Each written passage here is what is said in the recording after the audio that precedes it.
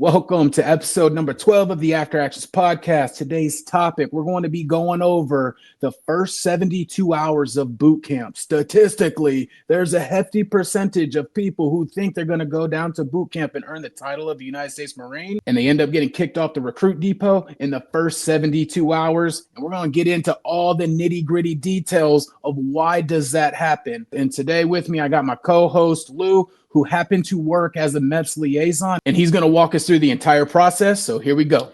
All right, Lou. So we've had some questions on our previous videos, and people want to know the process of actually shipping to boot camp. A lot of the hiccups that these recruits have are in the very first 72 hours of boot camp. As you very well know, you're way more experienced in the whole process of what gets said at MEPS before they ship, what happens when they get down there. As I understand it, you've even been down at the recruit depot watching as they go through the moment of truth when you're getting trained to be a MEPS liaison. So from your experience, how does it work, like trying to prepare that kid to even get ready to go down there? Well, first and foremost, Dom, hope you're doing good, brother.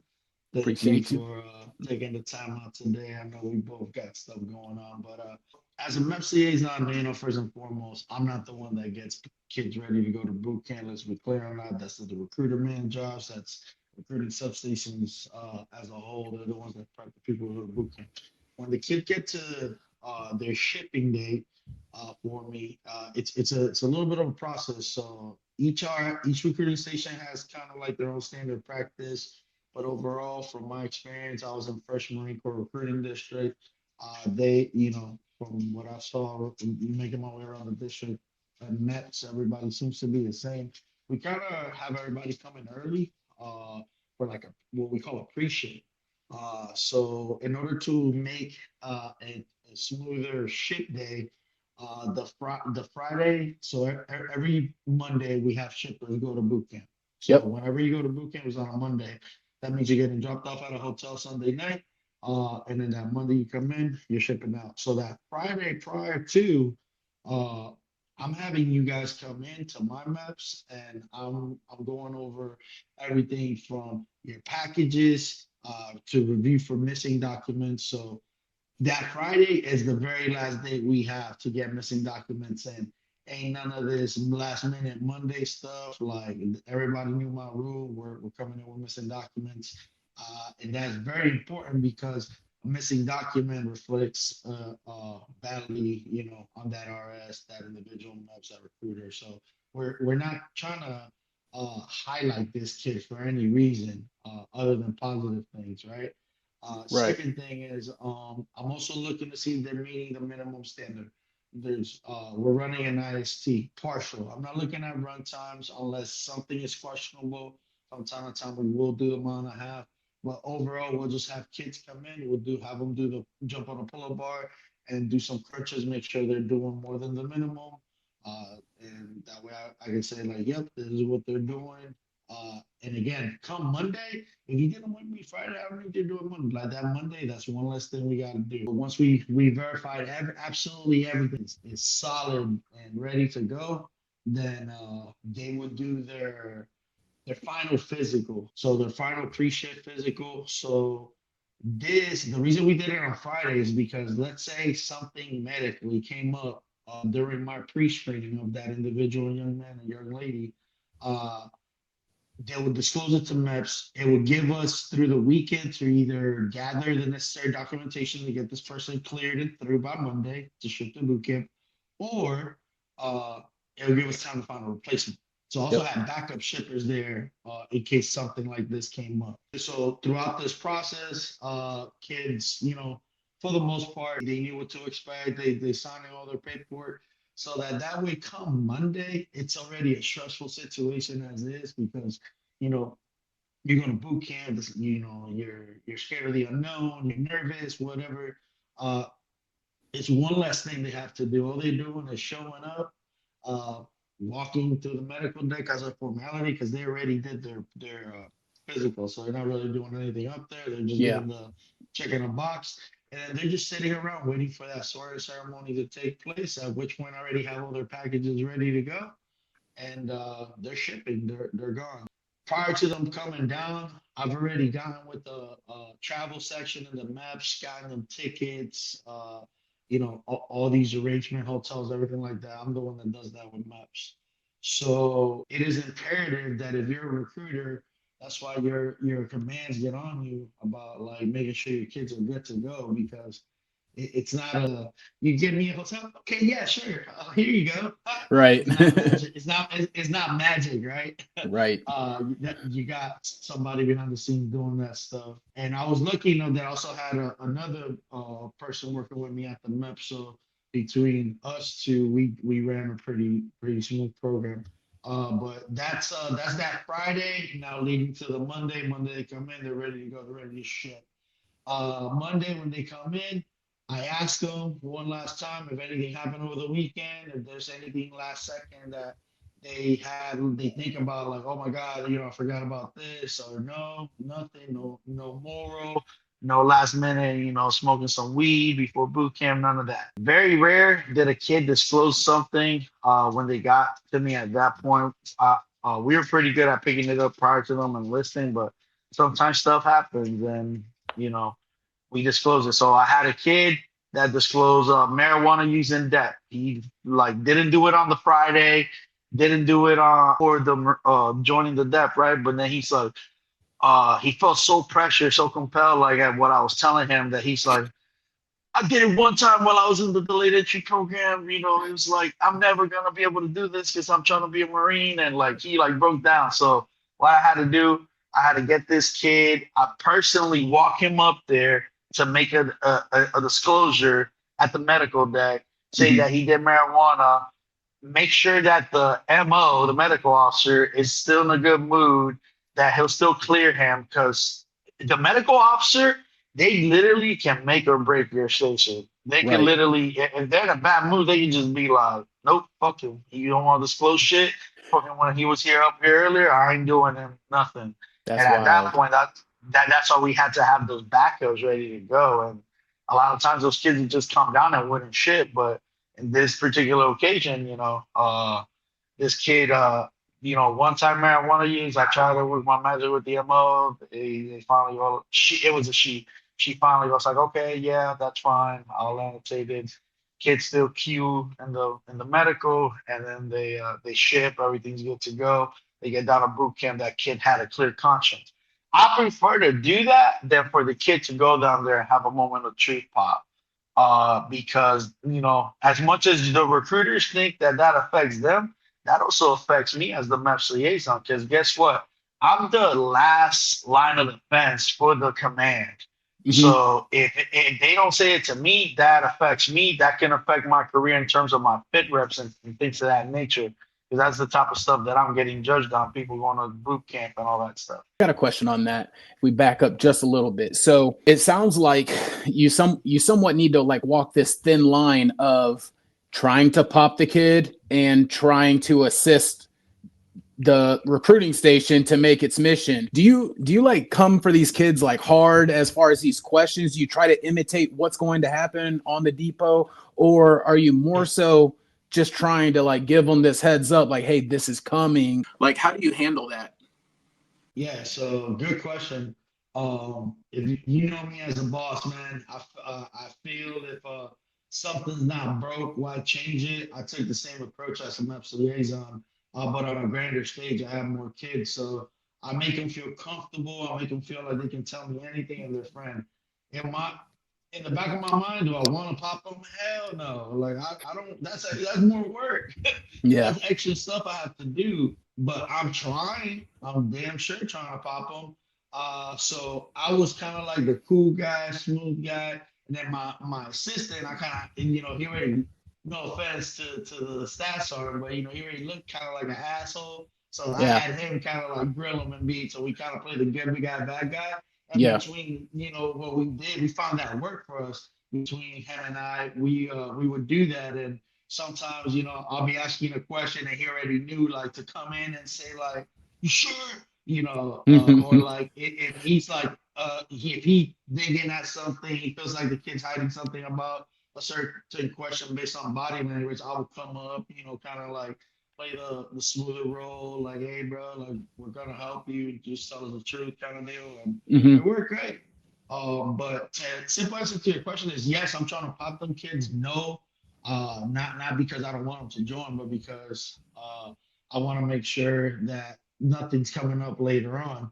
And being on that side and having been a recruiter, it's like, oh, it's like that full circle moment. Like, oh shit, it's like Yeah. a good MEPS liaison is not trying to fuck you. He's trying to take care of you and help you out. What do you think that percentage is of good MEPS liaisons trying to help you and the other MEPS liaisons that are trying to pop all your kids intentionally? And what do you think that Yeah, percentage is? I don't know about percentage. I can only speak on the MEPS I experienced. So with Brooklyn, Jersey, where I was, and Syracuse. So I'm gonna speak based on those three. Hmm. I would say, God honest truth, six different liaisons during that time, or seven, whatever it was. Probably four were good, and three were like Okay. just dickheads. They didn't give a fuck.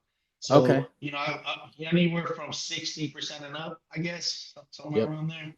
But it just depends. It depends on the person's personality. Like, and at the end of the day, even the guys that are being like assholes, I think they're just, they're trying to protect themselves, they're trying to protect their careers. I had to walk a fine line because I was an 8412, so the RS needs to make mission. I'm out now, so it don't matter. I would have conversations with my recruiter instructor. Uh, before I call the CO about something because like, hey guys, ours needs to make mission. Yeah. And whenever it comes to shipping a kid or enlisting a kid. So I won't go into details as to who or where it happened, right? But uh my rule as a MEPS liaison is, once I started seeing kind of like how the RS played ball was I'll let them in the debt so the RS can make contracting mission. But if that shit ain't fixed by the time he's shipping, that motherfucker ain't shipping. Yep. And that's So fair. I would highlight these kids and I would make a list and I would keep track of this stuff because I dealt with so many kids on a daily day-to-day basis. Like it's easy to forget sometimes. Yep. But I had a special list, and when I see them come into my 60 and my 30-day shipping window, and I'm looking at packages, and I'm like, oh, okay, haven't seen the address yet, and so it got to the point where like it was being abused, and that's part of the reason why I was just like, now I'm done with this shit. I'm getting out. Going back to the task at hand, the at the end of the day though, that first, those first 24 hours, just it's a combination. It really starts that Friday before for them, getting ready through the weekend, and then shipping out that Monday. And it's not like they come in early and they don't leave right away, so they're not leaving MEPS till like about noon. After they've had a chance to eat, they take that swearing ceremony, they spend a little bit of time with their family, say goodbye, and then they get on that bus and go to the airport. Out of the percentage of the kids that popped, how often did the kid that disclosed information drop the recruiter's name? Oh, my recruiter told me to not say anything. I would say probably like 90% of the time. Oh my gosh. To the viewers, right? I'm not I'm not up here or I'm not in front of you trying to advocate lying about everything in order to get in, right? But if you have already not said anything, right? The time to do that is not when you're about to ship.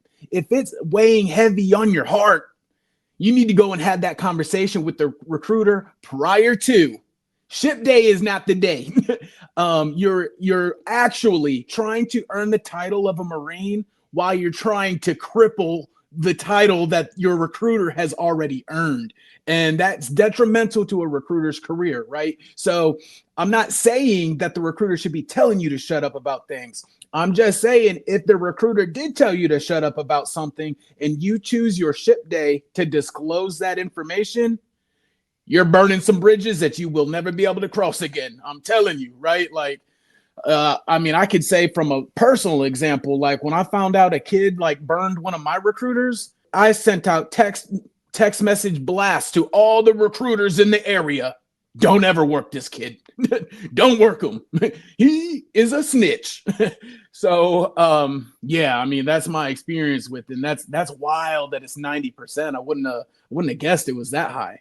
Yeah, that was at least for me, but I mean, I'd say, like I said, I really tried to get this info, and I hated it because, it's a tough job in the sense that like I really wasn't trying to screw anybody, and then I'm put in the position where I'm the bad guy now, right? For not Yeah. just the recruiters, but the RS, because it's like, Yeah. oh, then he's gonna pop my kid, and he ain't gonna be able to ship. Or like, oh, guns don't want to play ball because here's what the realistic expectation of that CO and that command group is.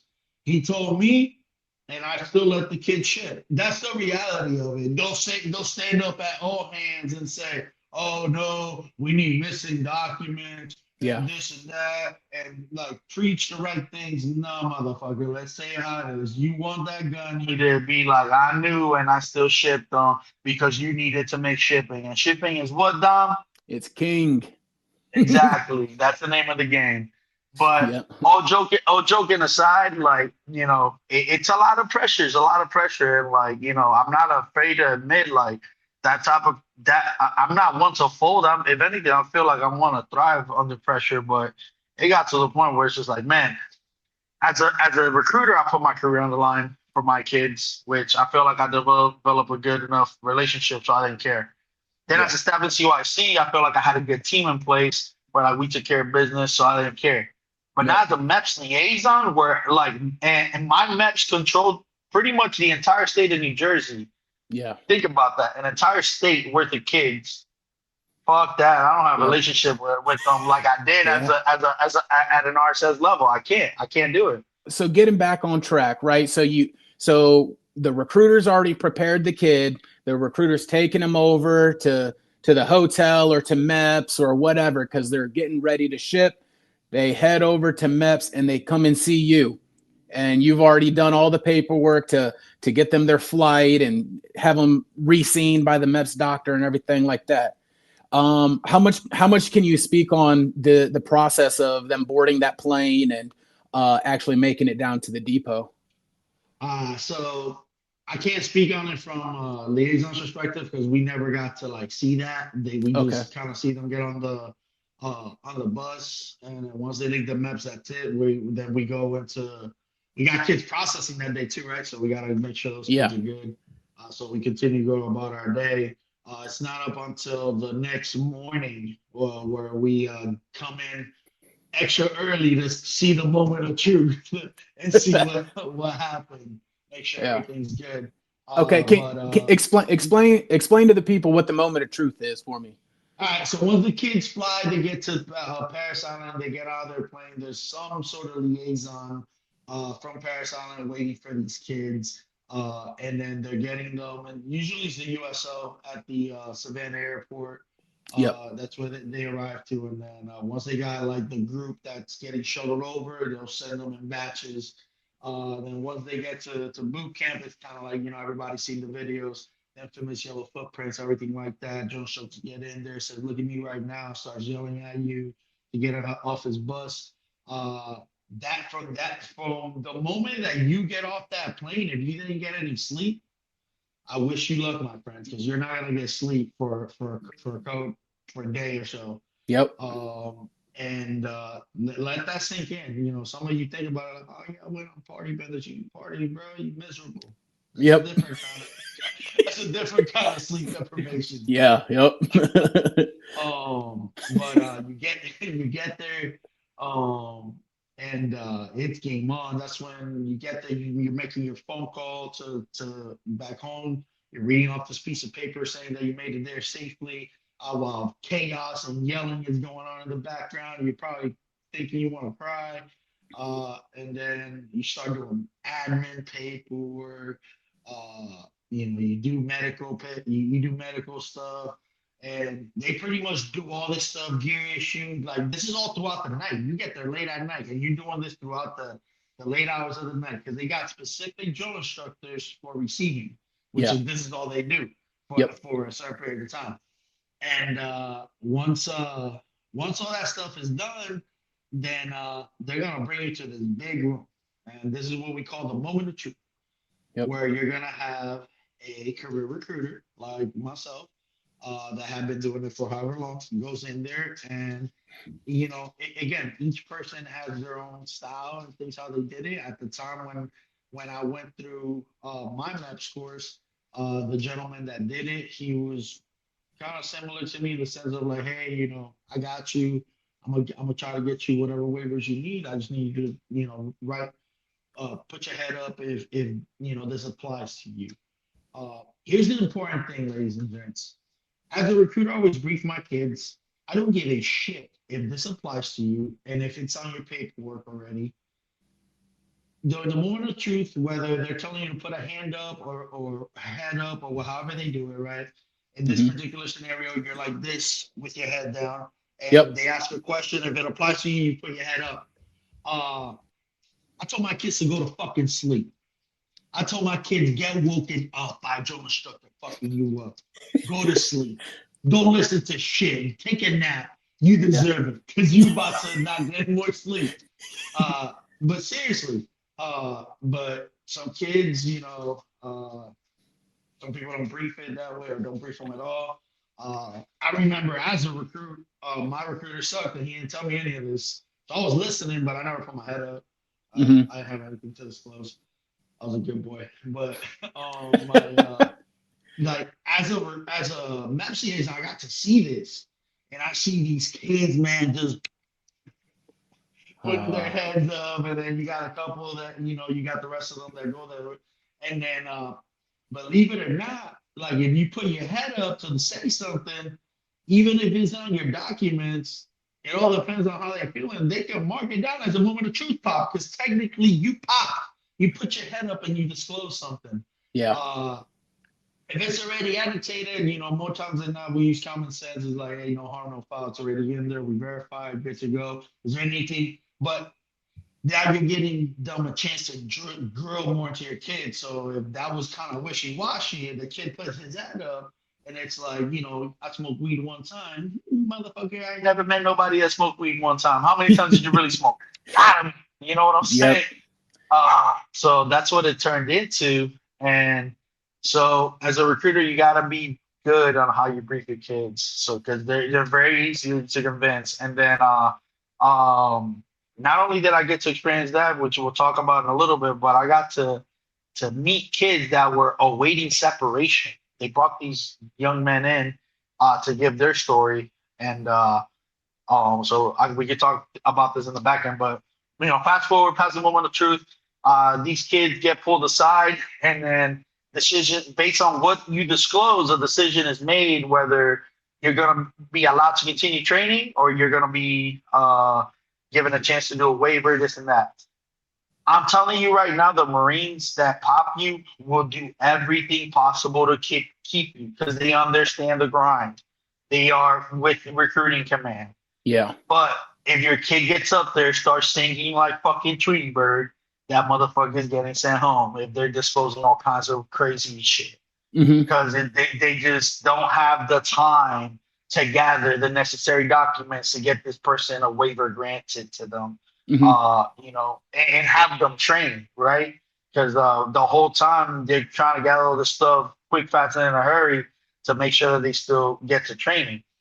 Because if you don't know, your first week in recruit training, you're not training.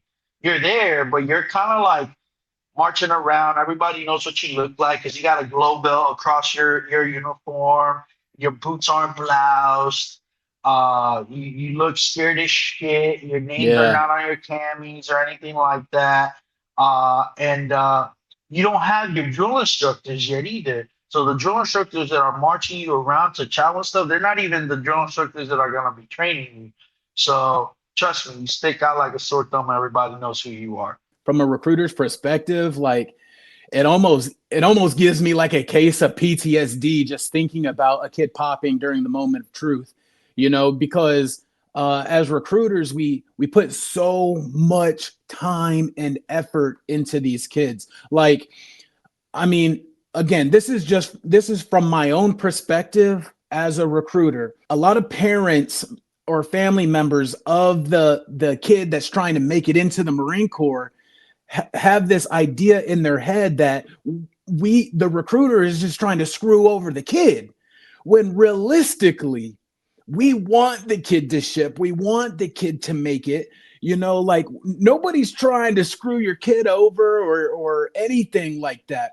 The amount of time that goes into your young son or your young daughter, it'd be crazy for us to just waste our time on a kid that's we're just sending down there for no good reason. And that makes no sense in the Marine Corps. It doesn't make any sense in the business world. Whatever work environment you're in, why would you waste time preparing somebody to take a job just knowing that you never intended for that person to take the job? So, like, yeah, I mean, just kind of thinking about this moment of truth and the kids popping, like, really does take me back. And I remember it myself.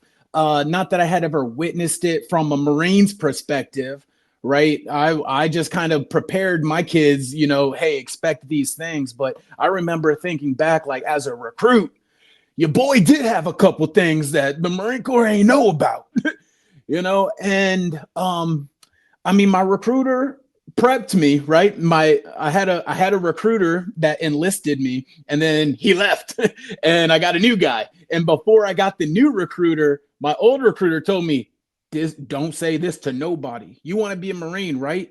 I was like, yes, sir. And he was like, well, I'm telling you, like, I'm going to take you to the promised land, but that has to stay between me and you. And I was like, all right. And I ain't tell a soul. And I ain't tell a soul. And I mean, I went through MEPS, and the doctor sees like what it was that and I was like, yeah, I mean, I just ran into a stop sign and got a little cut, whatever. That's not surgery. No. Surgery, me? Never. and the doctor was like, okay. I was like, all right, cool. And then next thing you know, I'm down on the recruit depot, and I was briefed. I had the heads up that the moment of truth was going to happen. And for us, they had us put our heads down and raise your hand if this applies to you. And for the viewers, the moment of truth, we're shooting a whole episode about the moment of truth because it affects a lot of people's careers.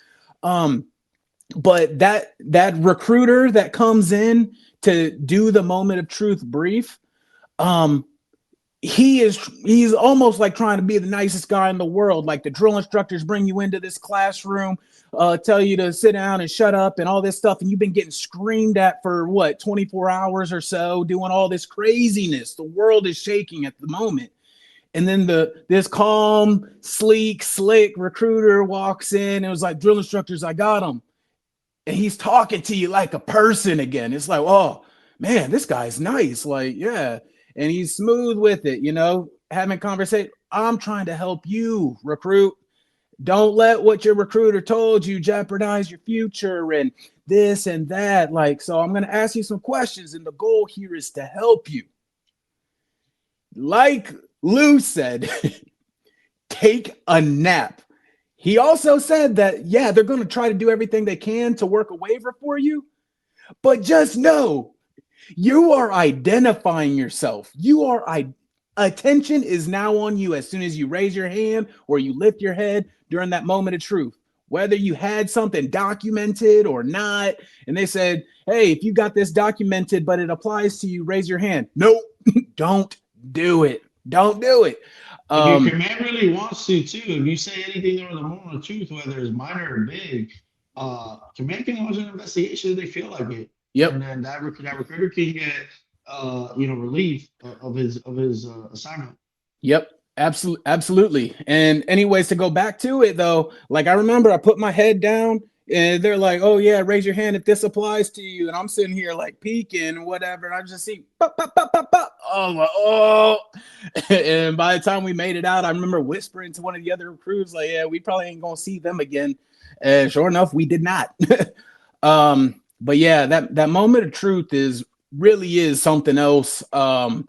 make sure you're prepared to go through that mentally, right? They are going to test you, and it's either you about it or you're not. Like, which route do you want to take ultimately? But that's how it goes. Mind you, at this point, you're sleep deprived.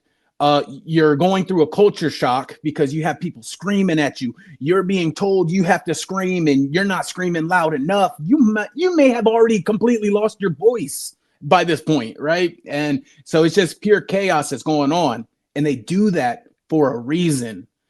They do that to completely take you out of your atmosphere. And now that you're sleep deprived, your world has been turned upside down. Hey, come here, recruits. Like, hey, let me just talk to you. Drill instructors, y'all leave. Y'all get out of here. Does this apply to you? And yeah, like it's a honestly, it's a well thought out process because it does its job often.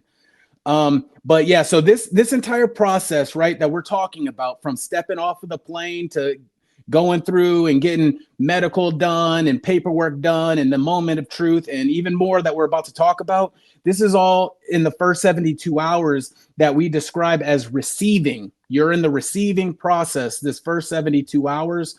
And yeah, man, like I can just remember, like I remember being in like phase 2 talking about like, man, if I got dropped for something, I'm fine as long as I don't got to go back through receiving. Like literally, receiving was like one of my worst times of the Marine Corps. It was just you feel like dirt because you're really nothing. Like yeah, you like you're less than a civilian. Like yes, you're like nobody. You feel like nobody cares about you. And like heck, and sitting here as we're talking about it, I can remember my part of my receiving. We got done with issue gear and everything, and like it's still dark out, but they put us in this big empty room with our sea bags, and we're sitting in there, kind of like falling asleep over our stuff, and it's all by design. You know, you're getting yelled at, like you're tired, you're mad. You know, some kids during that process, before you even get to the moment of truth, make the decision that they don't want to be there, yep, and if they're not absolutely. mentally strong, that like the second anything comes up during the moment of truth, that person's not done talking. Was like, sir, this recruit has something he needs to tell you, or whatever it is, right? Yeah. Some kids, you know, if they're not mentally prepared, those kids will be the first ones. And like you were saying, they're trying to help you, but they're also there to do a job. So Yep. if you want to go home, they're like, all right, cool, big dog, we'll send you home. They're not there to Here, waste time. here's a hilarious story about explaining the chaos and how almost degrading like this 72 hours is. I'm going through receiving, whatever. I don't remember how far into receiving that I was, but I remember we were our whole platoon was in medical, sitting down Indian style or crisscross applesauce, whatever it is, sitting down, waiting and waiting. I don't know how long we're there, but at this point, I've already been on the island for over 24 hours, and all I can think of, I gotta take a shit. I gotta take a fucking shit. I'm sitting here sitting Indian style, but I don't want to talk to the drill instructor. I don't even know how to properly request permission to go and use the bathroom, right? So we're all sitting there, and some random kid, like, hey, he was in the same boat as me, but he went and talked to the drill instructor. Blah, blah, blah. Say it, drill instructor. Say it again. Blah, blah, blah. Say it again. And then he lets him go. And then another recruit goes over there, lets him go.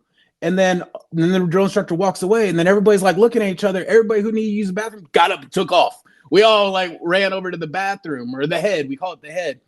And this is my first time, literally my first time, seeing a bathroom on the recruit depot. There are no doors on the stalls, straight prison style, right? And I was like, dude, I don't care. I don't even care. I gotta let this out of my body. So I sit down. I'm trying to be quick, and I had just released, right? And then as soon as I release, you just start hearing recruits, "Aye, sir, aye, sir, aye, sir," and I'm just like, oh shit. And he walks straight over to me, and I'm just sitting there, and I'm like looking up at him, and he puts his hands on his hips, and he's like, get the fuck up right now. and I reached for the toilet paper. And he's like, ah. And I looked back at him. He was like, no. hey, get the fuck up. And I was like, oh, sir. I just pulled my Yeah. pants back up and ran back out there. He ain't even let me wipe my ass.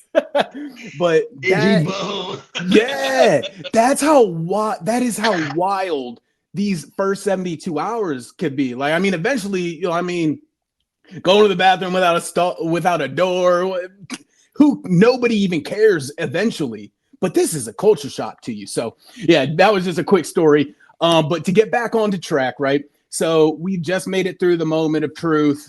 Just to reiterate, again, the Marine that's doing the 112 has a team there in place. And again, from my experience, they will do everything possible to keep kids. Because, like, I will speak on it as a MEPS liaison. I would Yeah. see sometimes kid pop, like, come in the next morning, right?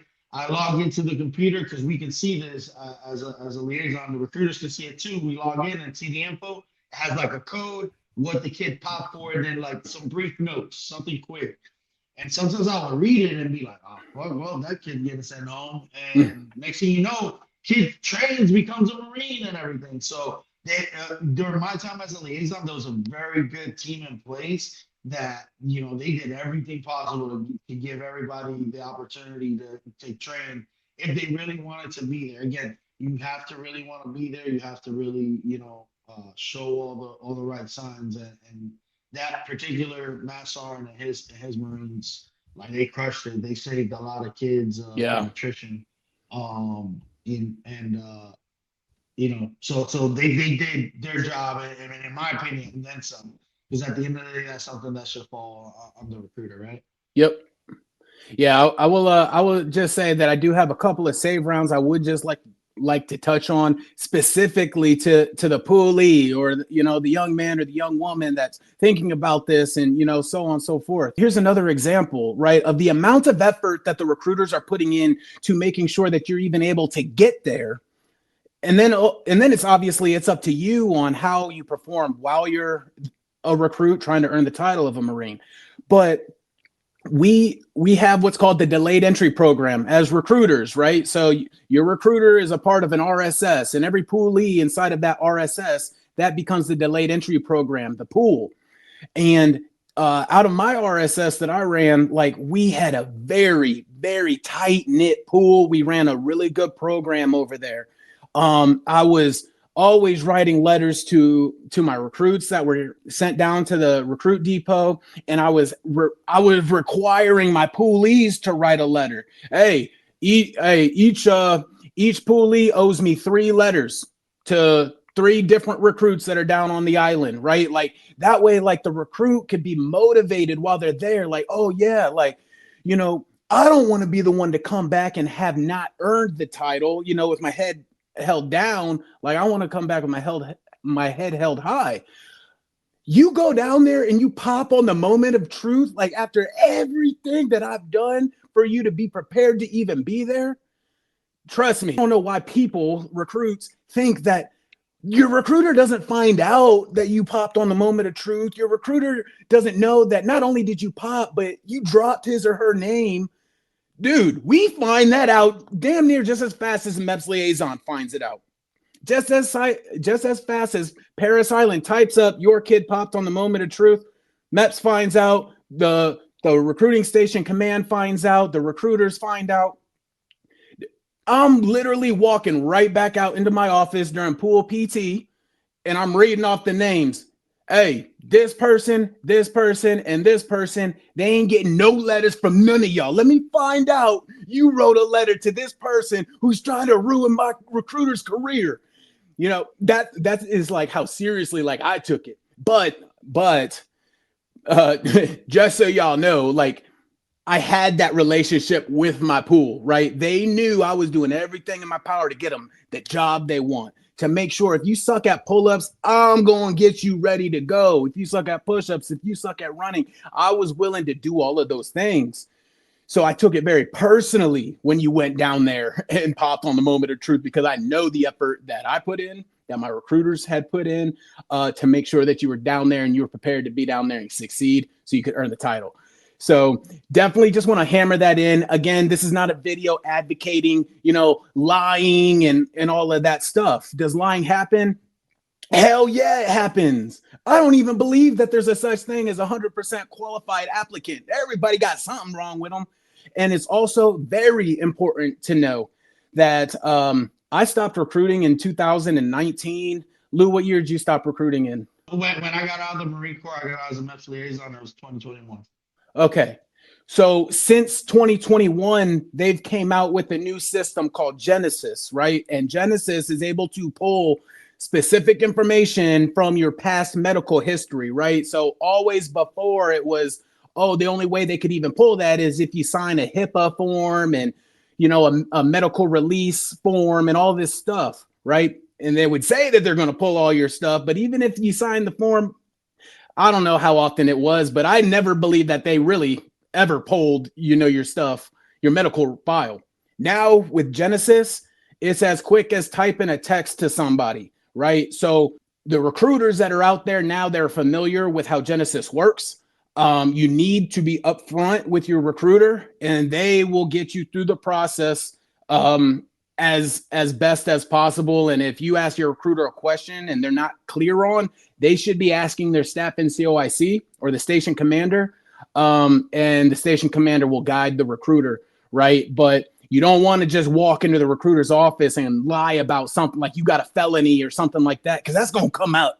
You don't want to lie to the recruiter and say like that you have never fractured, your shin or something like that, because that could potentially come up now. All right. So Not, that's not very only that, important.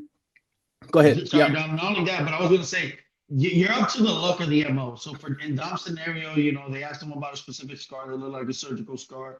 He stuck to the story and he got it and everything. It's not like that every time. Like the MO I had to deal with as a MAPS liaison, she didn't care what you said. If she was a retired doctor, so she would say, nope, that is not true. And she would stop your process and request medical documentation stating otherwise. Yep. And so it was in you're not gonna be able to get a doctor to write off a note saying that something is not what it is, right? Yep. Because they could Yep. lose their license. So it's better to be upfront and let that particular Marine prepare you the best way they can for that process.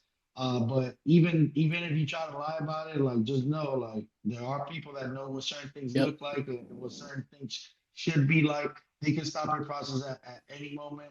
When it comes to the letter piece, Dom, I just wanted to let our viewers know like, hey, they required us to write letters. Dom is the only recruiter I ever had that wrote them letters because he wanted to, not because he had to. And I Yep. still had guys that had to and never wrote a letter. Uh, Yeah. yeah. So I just want to make sure people know, like he did it. When he says he cares, he legitimately cares. That's why he was so adamant about if somebody disclosed something, and he's like, okay, well, you're not getting a letter. Yep. So, Yep. so that's why it's such a big deal for him because he really did care. And that Yeah. showed. Yeah, hey, I appreciate that, Lou. I really do. Hey, but to the viewers, right? So I hope that you found some value in this. And also on top of that, if you know somebody who's leaving soon, like we came on here and we made this video specifically for kids who are about to ship to boot camp. If you know somebody who's about to ship to boot camp, send them the video, send them the link, do whatever. Because we just want to make sure that you're aware. And if your goal is to earn the title of a United States Marine, you can go down there and you're prepared and you don't end up off of the recruit depot in your first 72 hours. All right. So if y'all can, please do me a favor, hit the like button, go ahead and hit the subscribe button with the notification bell turned on. If you got questions, concerns, comments, drop them down low and we'll be sure to get back to them and maybe even crank out a whole video on the topic. So let us know what it is that you want to see. And until next time on the After Actions podcast.